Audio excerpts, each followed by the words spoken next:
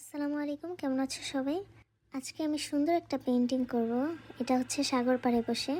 হ্যাঁ, ভাবতে অবাক লাগলেও এটাই সত্যি। আমি এখন যেখানে আছি এটা হচ্ছে টেকনাফ থেকে আরও ভিতরে, বাংলাদেশের শেষ সীমানায়।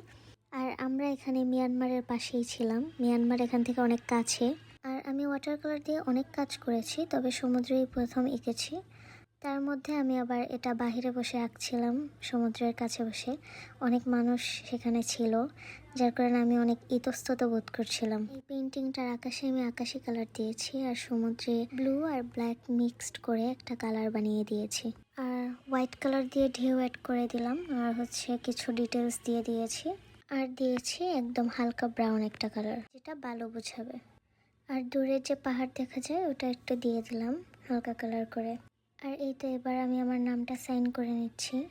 তোমরা দেখে বলবে অবশ্যই কেমন হয়েছে আমার প্রথম আর্ট করা সমুদ্র ওয়াটার কালার দিয়ে। আর অবশ্যই আমাকে সাপোর্ট করবে। আর তোমরা তারপর কি আর্ট দেখতে চাও ওটা জানাবে। ওকে, আল্লাহ হাফেজ।